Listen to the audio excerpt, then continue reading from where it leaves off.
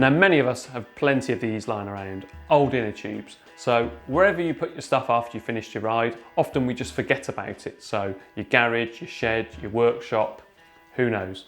So what can we do with these? Well, other than repatch them and use them again, the obvious choice, there are some other uses. What I'm going to show you today though, is how to use them within cycling still.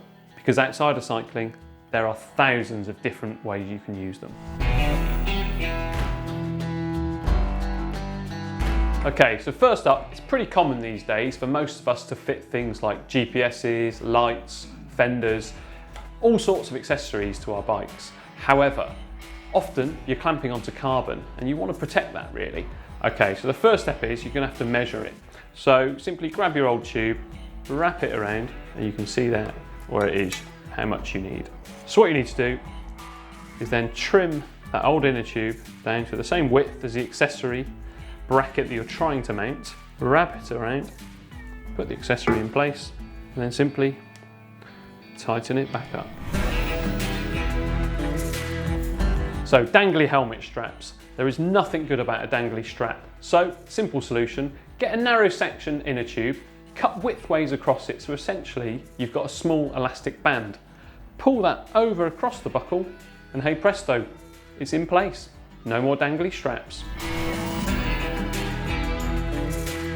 Now, chain locks are fantastic for protecting your bike. However, they're not always that kind to your paintwork, especially if you're a bit haphazard in locking up your bike. So what you're going to need to do, get a mountain bike inner tube, cut it widthways, and then simply lay the chain down next to the inner tube, mark it, take a couple of centimetres off, and then make another cut. That way you can just slide the chain inside of that mountain bike tube and you're good to go.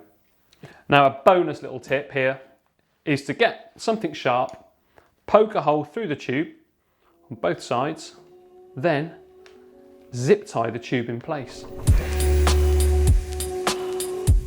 Okay, so this is a ghetto solution, as I like to call it, to an off-the-shelf product which is already available. You simply get an inner tube, wrap it around the chainstay, and it stops the chain from bashing down on it.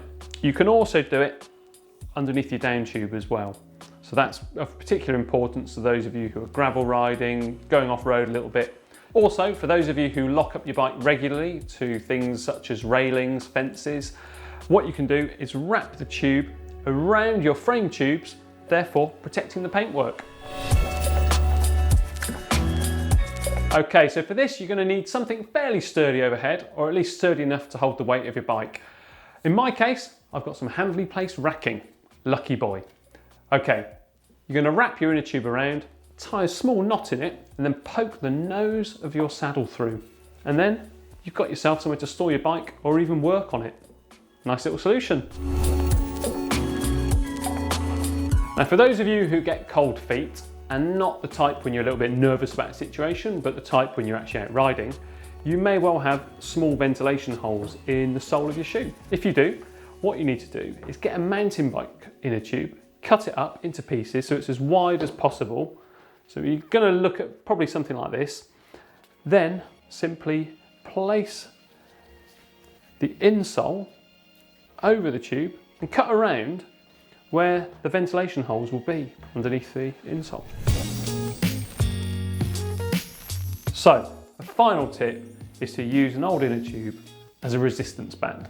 Personally, I think that the price of a resistance band for some prehab or rehab is quite expensive, so why not just make use of your old inner tube?